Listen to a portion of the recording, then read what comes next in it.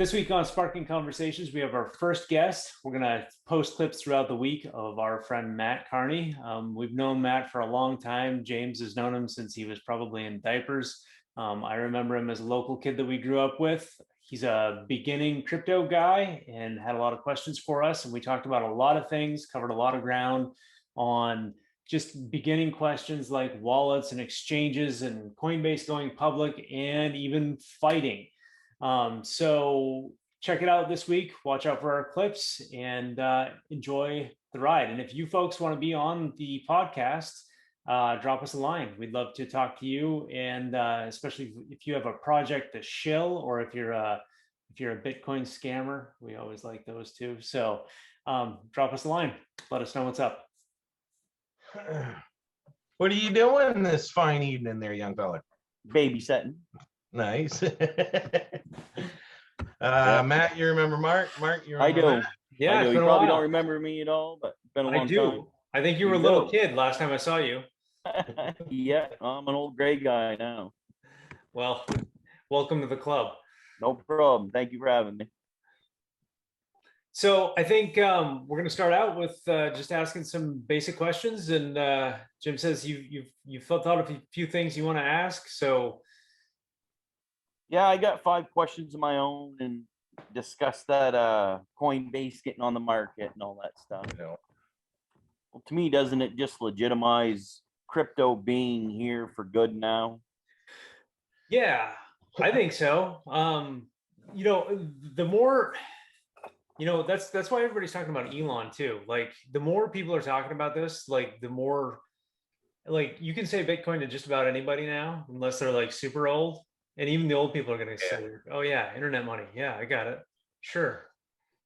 Yeah, I think it gets you definitely closer to like mass adoption if people stop looking at it as like crazy internet money and kind of legitimizes it. And it says here on the NBC that Coinbase closed at 328.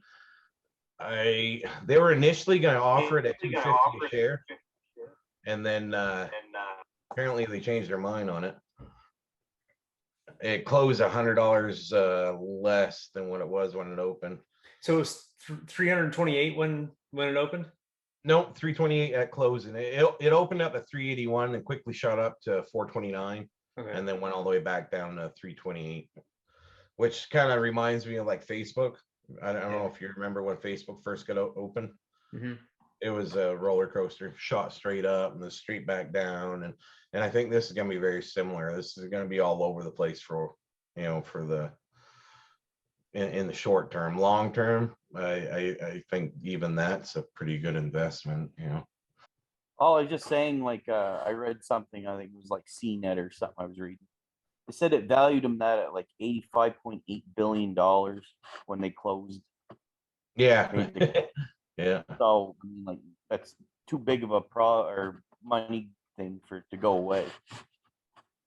Yeah, for sure. I don't think it's going to go anywhere. I think you're right. I think it's just kind of the beginning, and more than anything, people are going to be able to just like we've always used it, kind of get their feelers out there with it, and it's like it'll make it more of a public, in public view, so people are aware of basically how that affects the market.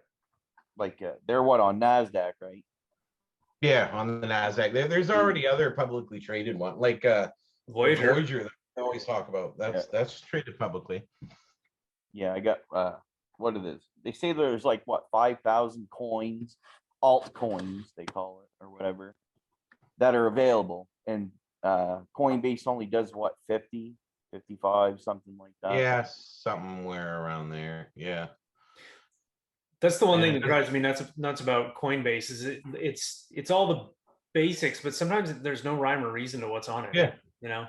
Yeah, no, exactly. That's what I was just gonna say. Like it took I don't know how many years to get Cardano on there, which should have been like one of the top one, but they have Filecoin and shit. I think you can get Dogecoin on there too. Yeah. Speaking of which, Dogecoin. Pay attention to any of that this week, Sparky? Yeah, I don't have any Doge, so I don't I'm not all heartfelt about Doge like everybody else is, but I can Yeah, get on Facebook and say Doge to the moon. right. No, just as a kind of a joke, I put $20 on it. I think it was Thursday, right before I went to bed. And in Friday, it was up to like $38 or something like that. Anyway, Dogecoin spikes 400% in a week. Stroke fears a cryptocurrency bubble. And I gotta say, I was always like really speculative on the Dogecoin because obviously the guy that made it himself is like, it's stupid. It's a joke. It literally took him like 15 minutes to make it. And here you are 10 years later and Elon Musk is tweeting about it and so I kind of don't want to say this, but I gotta like kind of change my mind a little bit on it because the memes are so powerful. You know what I mean? So Silly Putty was made by out of the blue? accident, right? what's that, Matt? Why, like out of all them coins you can pick from, I mean, I know they're not all like actual cash currency coin or anything, but why that one? I mean, just all of a sudden that one just takes straight off out of it because people are putting memes to it, or Right. Well, again, it was the price was spiking so much that Robinhood froze crypto trading again. They said they don't know if their platform was just failing or if they on purposely froze trading. You could speculate about that, but Dogecoin is like a meme. You know what I mean? And memes are like.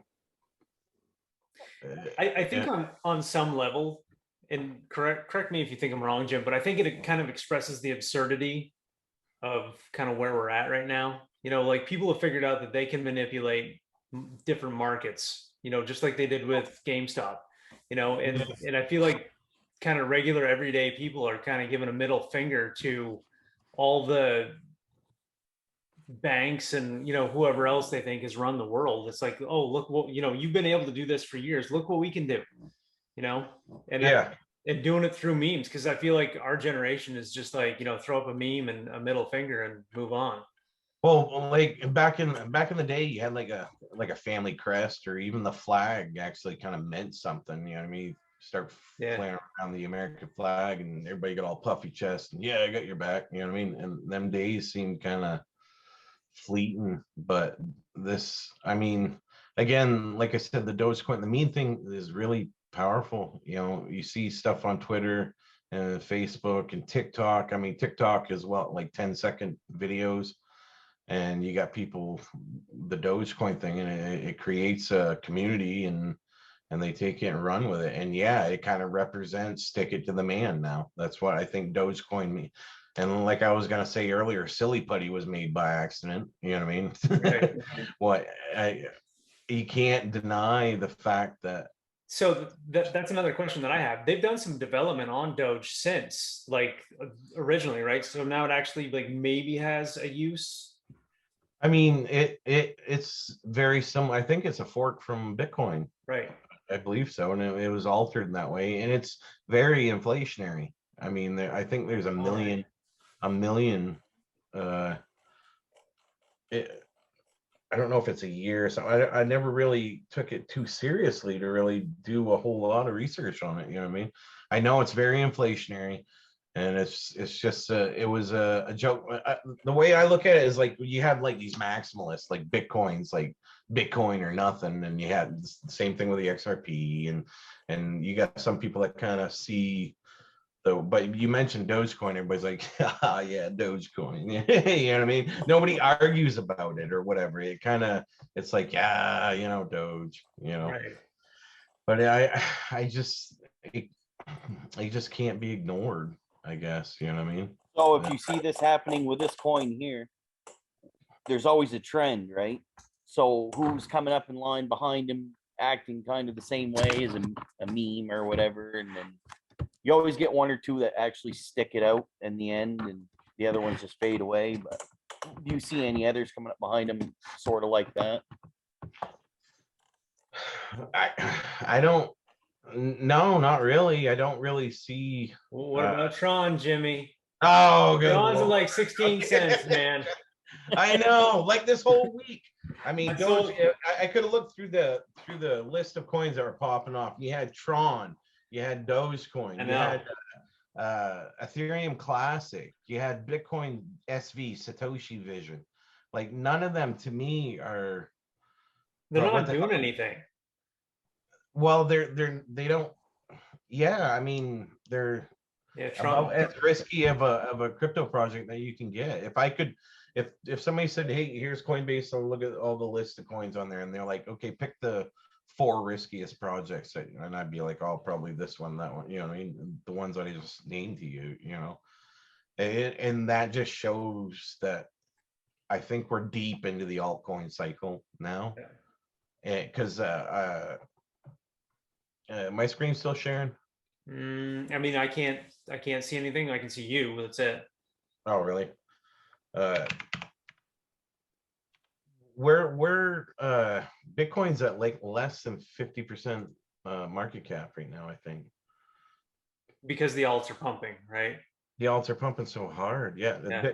Bitcoin dominance is at 49.6% right now. But you know what? Here's the thing, man. Like, and Matt, I don't know where you are with what you're buying or whatever, but like there are things. I'm a newbie. What's that? I'm a newbie. Right. So like Jim was telling me about Zilliqa, right? And Zilliqa was like, I think 17 cents at the time. And I was like, well, why don't I buy a couple thousand of those? Because if that ever pumps to $10, it's like I'm gonna have money in the bank. You know what I mean? And if you think about it, $10 isn't that far. Like if you do it mathematically, sure, but it's like it's a coin that I think is worth going to $10. So I think a lot of people look at those alts and they go, oh, this Tron thing is 16 cents. I can buy 1,000 of them, you know? Right.